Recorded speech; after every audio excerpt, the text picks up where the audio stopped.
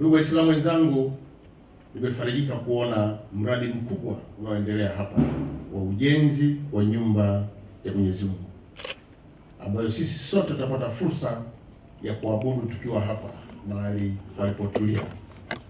Niwapongeze sana kwa jitihada kubwa mliofanya za kuchangia. Taarifa imeonyesha hapa mradi huu ni wa muda mrefu, umehusisha pia hata wadhamini kadhaa na wale wengine waliokuja wakaweka na masharti magumu, lakini hatimaye tumefika hatua hii kwa kuachana na watu wenye masharti magumu, tukaenda wenyewe na wale wachache walioridhia kutuchangia. Jambo hili ni jema, kwa lazima tumshukuru Mwenyezi Mungu. Ndugu Waislamu wenzangu, kitendo cha kujenga nyumba ya Mungu ni kuendelea kupata fadhila kwa Mwenyezi Mungu. Tunasisitizwa sote tutafute mahali pazuri popote panapokufaa uombe Mungu, lakini sisi tumeamua kujenga nyumba itakayokuwa inatukutanisha wakati wote wa swala zote tano na siku ya Ijumaa. Ndugu Waislamu, natambua mmetoa michango yenu na mimi siwezi kuacha. Mwenyekiti amekuja hapa akasema mengi katoa matumaini makubwa, lakini seme tutaungana na nyie. Mahali hapa ni pema, mahali hapa ndipo ambapo panajenga misingi imara, na dini nchini kwetu ndio taasisi zinazofanya nchi hii kaendelea kuwa ya amani na utulivu. Na hili nalisema kila mahali ninapokwenda, kwa sababu natambua na nimeshaanza kuliona nilipokuwa kiongozi wa serikali kwa ngazi hii. Kumbe dini zimetoa mchango mkubwa sana wa kuandaa viongozi wanaoongoza serikali kwenye nchi yetu kwenda kwa maadili mema. Kwa hiyo mtambue, waumini wenzangu Waislamu, kwamba dini yetu na dini nyingine zimetoa mchango mkubwa sana ndani ya serikali kwa kuwa na viongozi wanaofuata maadili, miiko na mambo mema kuongoza Watanzania. Na nchi hii itaendelea kupata heshima ya utulivu na amani, lakini chanzo ni dini zetu. Kwa hiyo wasihi viongozi wa dini tuendelee kuwahubiria waumini wetu, na tuwahubirie yaliyo mema, tuwahubirie yale ambayo yatasaidia kuifanya nchi hii kutoka mtu mmoja na jamii yake na familia nzima kutenda yaliyo mema. Tuna imani sana ndani ya serikali na dini zetu zote, Waislamu wenzetu, Waislamu wenzangu mkiwemo. Hata Mheshimiwa Rais aliponiambia waambie FM wabadilisha ratiba, nenda msikitini, kaswali, kutana na Waislamu wenzio ili pia uendelee na ratiba nyingine. Anajua nini maana ya kwenda kushiriki au kupata mawaidha ya viongozi waliobobea kwenye dini. Tuendelee na jambo hili na tuendelee kuiasa jamii yetu. Jukumu letu sasa ni kurithisha imani hii vizuri kwa vijana wetu wadogo. Nilipokuwa naingia hapo nimeona vijana wengi wapo. Jambo zuri, na mimi nimefurahi. Tuna imani na makuzi yao watafuata misingi, maadili na mwenendo wa imani yetu ya Kiislamu, na hawa ndio watakuwa viongozi ndani ya dini yetu, lakini pia watapata fursa za kuwa viongozi serikalini. Tumeona faida zake na tutaendelea kupata faida zaidi kwa kuwa na viongozi walioandaliwa na kujengewa misingi kutoka huku chini. Kwa mashehe, muendelee kufanya kazi yenu. Serikali inatambua mchango wenu na serikali inathamini sana kazi hii mnayoifanya. Tutaendelea kuwaunga mkono, mbali ya kwamba na sisi wenyewe ni sehemu ya waumini, lakini tukiwa serikalini tutakuwa tunaheshimu dini na kutambua, na tutawashirikisha katika kila tukio kama ambavyo tumefanya, na tumeagiza mpaka wilayani mikutano ya wakuu wa wilaya. Hata ukiangalia kwa television, shekhe yuko hapo, padri yuko hapo, mchungaji yuko hapo, na baadaye tukaagiza kila ngazi kuanzia taifa mpaka kwenye kata tuwe na mabaraza ya amani.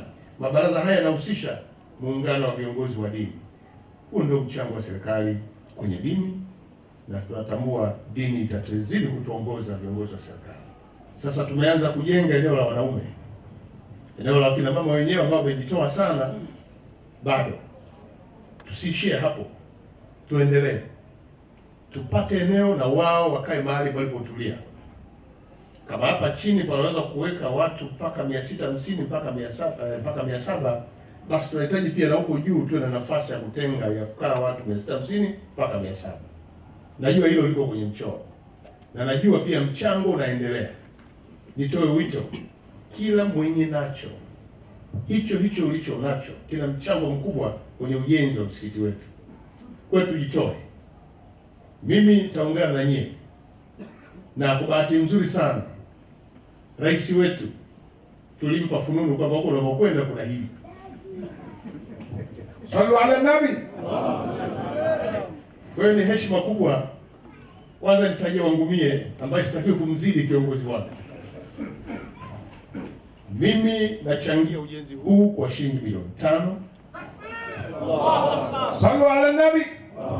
Na kiongozi wangu kwa kuwa bado sasa yuko safarini huko, ameniambia Kaseme peleka hizo, basi naleta milioni 10 zake. Sallu ala nabi. Kwa hiyo rais wetu ametuchangia shilingi milioni 10 na mimi nachangia shilingi milioni 5. Unajua itifaki tena, utakiwa kumzidi kiongozi. Kwa hiyo tuendelee kuungana pamoja sote kuchangia msikiti huu ili tukamilishe eneo la juu. Basi siku ya Ijumaa kama hii, kila mmoja amekaa mahala pake, tunasikiliza neno la Mungu. Masjid Haq Kihonga ni msikiti uliojengwa mwaka 1933. Mwaka 1950 msikiti ulijengwa kwa kiwango cha tofali na kufanya moja ya misikiti maridadi kwa wakati huo katika jiji la Dar es Salaam. Ilipofika mwaka 2015 msikiti ulivunjwa kwa matarajio ya kutokea mfadhili ili aweze kujenga upya, ambapo katika ramani yake ilikuwa pia jengo la awali, yani nursery school. Mwaka 2018 mwanzoni, waumini walijitokeza na kuona si busara kuendelea kusubiri mfadhili na ni bora hili jambo lianzishwe na wao wenyewe. Ikaundwa kamati ya watu 6 iliyokuwa ni kamati ya ujenzi Haq. Kamati hiyo ya watu 6 ilijitoa yenyewe na kuamua kuanza kusimamisha nguzo kama idadi ya wajumbe wa kamati ya ujenzi ilivyo, na waumini nao wakaona kwamba ni jambo sasa lime take off. Baada ya kusimamishwa kwa nguzo, waumini walihamasika na kuanza kupata mori ya kuanza kuchangia michango midogo na mikubwa kwa kila muumini kadri ya uwezo wake.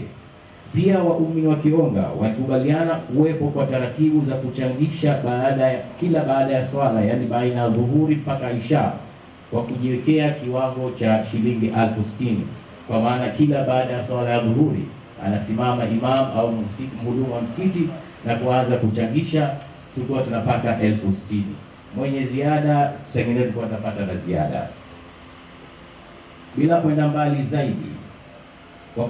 zaidi, ni kisasa waumini wakaanzisha kwa kupitia WhatsApp group iliyokuwa inajulikana kama Tunaweza, ambalo waliingia waliomo ndani ya nchi na nje katika kuchangia. Yaani tulianzisha group ambalo ilianza na watu 10 tu, baadaye kila mmoja akaingia na mwenye ndugu yake aliyeko Uingereza na budi, tukawaunga kwa pamoja. Ikawa sasa inaingizwa na harambee, ambapo humo tunachangisha sasa. Waliokuwa wanasema mara tulikuwa mpaka nguzo tunauza, jamani nguzo moja ina gharimia milioni 1,700,000, nani anachukua nguzo? Ikawa watu labda 2 wanajitokeza, sisi tunachanga tunanunua nguzo. Basi hiyo hali ndio iliyotufikisha.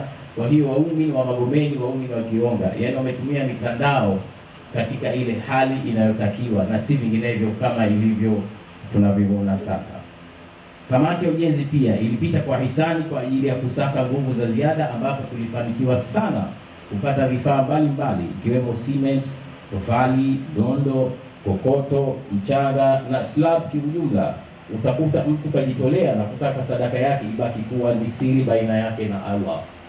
Hapa tunapoongea mbele yangu na waona baadhi ya wafadhili ambao walijitolea kwa hali na mali kwenye sekta ya tiles, waliojitolea mafeni, waliojitolea vitu mbalimbali, lakini wakaendelea kubaki wasema sisi hatutaki kutajwa, sisi tunataka hii iendelee kubaki siri baina yao na Mwenyezi Mungu wao. Takbir. Usiache kusubscribe katika akaunti yetu ya YouTube channel na kisha bonyeza alama ya kengele ili uwe wa kwanza kupata kila aina ya matukio mbalimbali, iwe ya ndani au ya nje, kutokea hapa Jamvi Online TV.